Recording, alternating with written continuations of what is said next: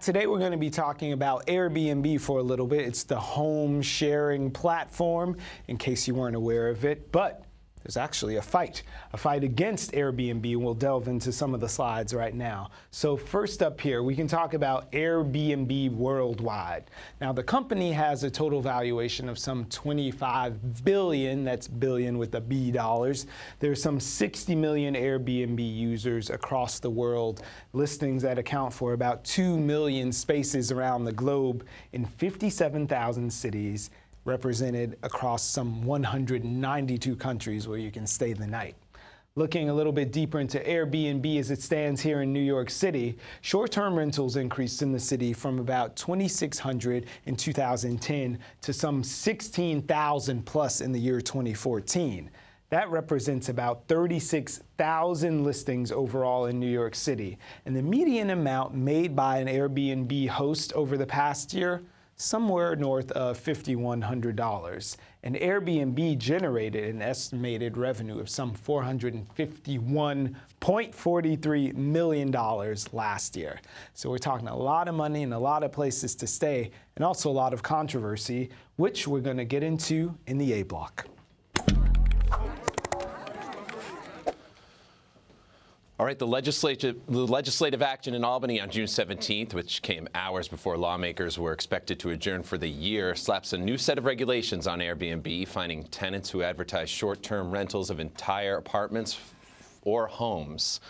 Fines could go up to $7,500. Supporters of the new bill include the Real Estate Board of New York, the Hotel Association of New York, and the hotel worker unions, and a slew of housing advocates who argue that the short-term rentals worsen the city's affordable housing crisis.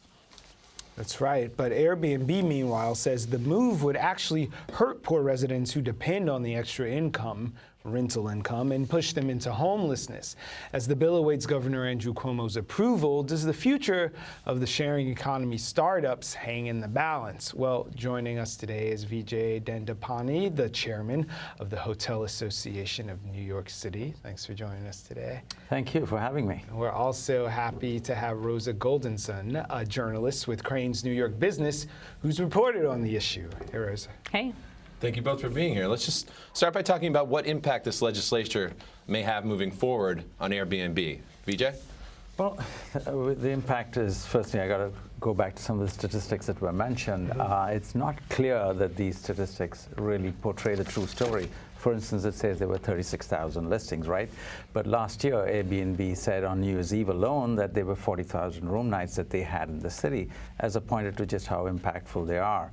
So, I mean, the impact is hard to discern very clearly on account of the fact that data is scarce, which is ironic because Airbnb is the ultimate data company. They have more data scientists than any other company as a ratio of their total employees than any other in the U.S. or probably even outside the U.S. So its impact will be measurable is all I can say in terms of its being substantive, but could I quantify it? At this point, no. So how much of this is just sour grapes because you have hotel rooms versus they're stealing your customers? Like, is it an issue of housing in the city, or is it an issue of taking money out of hotel owners' pockets? Well, I wouldn't classify it as sour grapes. Firstly, as I just said, you know, Airbnb's employees were largely data scientists. Their collective total, I'm told, is somewhere around 2,000, whereas the hotel industry in New York City alone has nearly 100,000 employees with really good paying jobs.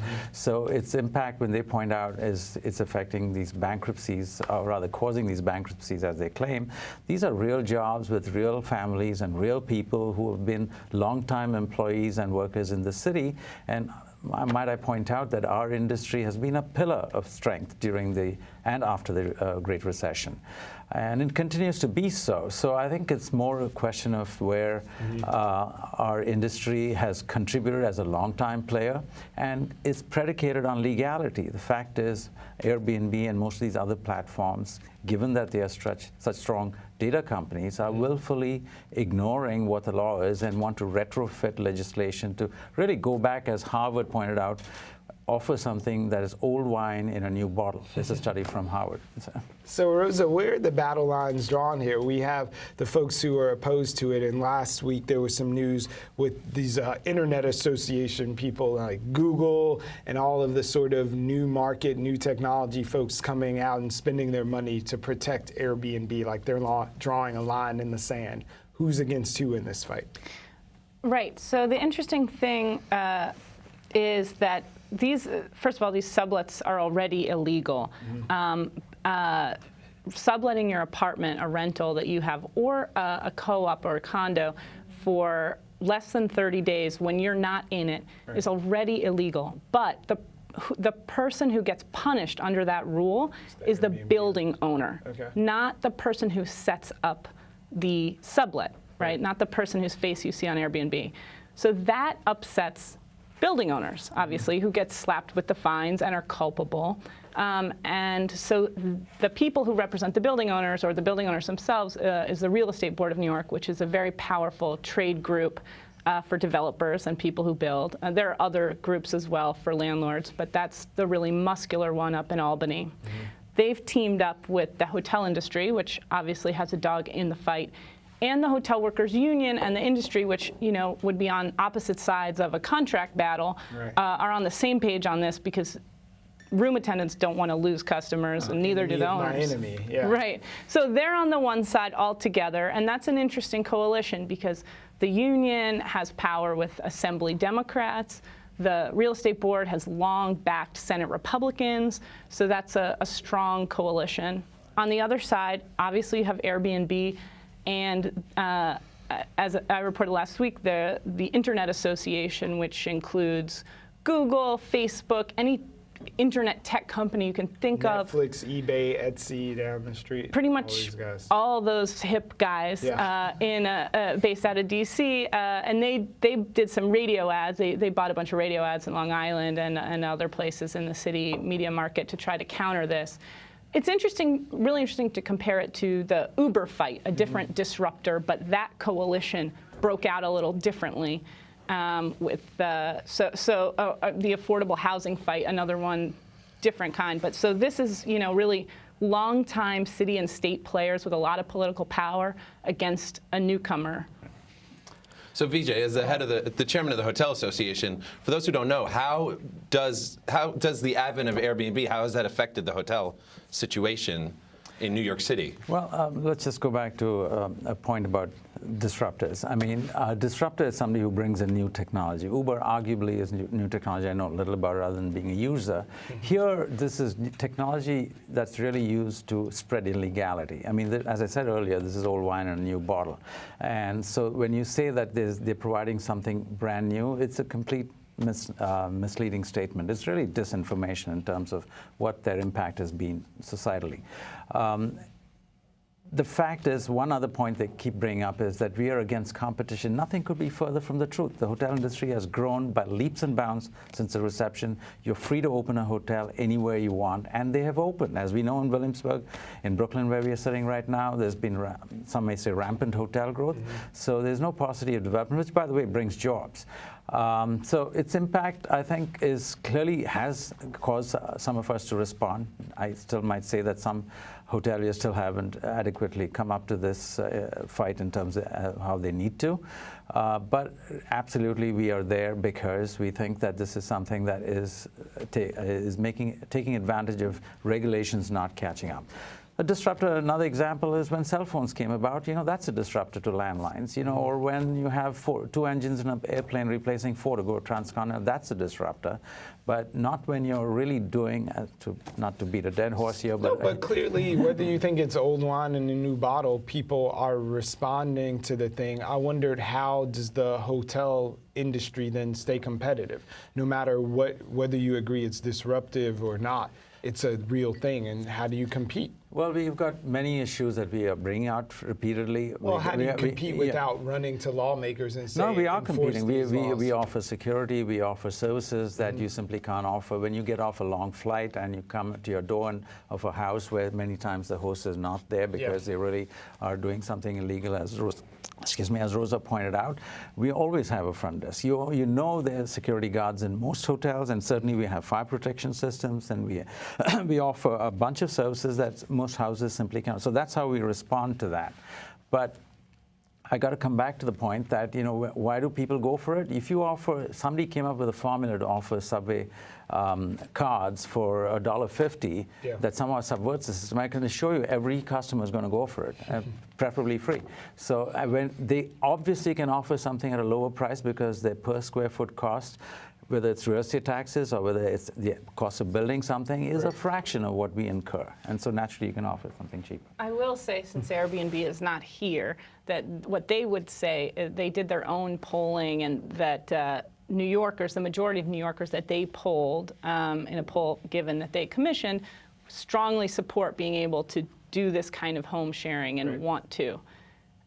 So well, that's natural because, I mean, firstly, it's a self-serving. Everything and they're making money. Yeah, exactly. I mean, Rosa, what do you think ultimately this means for Airbnb? I mean, I don't know how long Airbnb has been around, but in 10 years, are we going to see it completely outlawed, or what's in the future? Well, can I interrupt a second on that? The simple reason, we don't look to outlaw Airbnb. We think there is a model clearly that they can use successfully here in the city that the current law allows. We do not seek to put them out of business. That's far from it. We have no ability, firstly.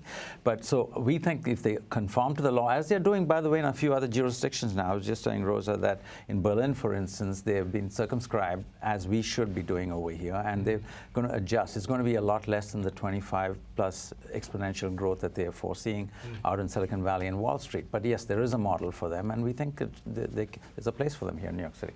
There's also a question of how effective this would really be. I mean, given that this is already illegal, the kind of subletting that this prohibits advertising for, there's a question about how much this would really change enforcement, I think. And the fact that New York is so stretched with enforcement, there's 5 guys with a walkie-talkie running around trying to corral every neighbor who wants to, hey, I'm going away for 3 weeks. I need to make some money when I'm away. But one of the questions is, we were all watching the legislature as they were closing the days, and mayoral control was at the top of the list. There was lots of questions. Nobody was thinking about Airbnb, and we're all waiting to hear certain decisions. Then all of a sudden, it was like a big Airbnb decision. So what was the expediency behind that? Why do you think it became a thing? I think that is the power of this broad coalition that we talked about before, that when something has backing from 2 kind of disparate groups, and we're also talking about, I didn't mention the housing advocates who don't like Airbnb, what they would consider sort of sucking up units, right, that should be affordable. So that has a lot of power with people like Linda Rosenthal, who sponsored the bill in the Assembly. When you get Senate Republican backing, that's when the magic happens. If I can just add on that, you know, look, this comes from a grassroots thing, unlike the AstroTurf that Airbnb puts up. Linda Rosenthal does not get this power other than the fact that the constituents support it. So this is unlike the polls. Or the people with the money who have an interest. I don't think there's a lot of public outcry to down with Airbnb. If you ask Linda Rosenthal, certainly her constituents will tell you that. I mean, she's not going to do something that goes contrary to electoral prospects, right? Especially now when donors are at risk. No, that's, I think. You said it all. Yeah. Vijay, Rosa, thank you very much. Great job. Thank you. Look forward to hearing more. Bum, bum, bum, bum, bum, bum, bum, bum, bum, bum.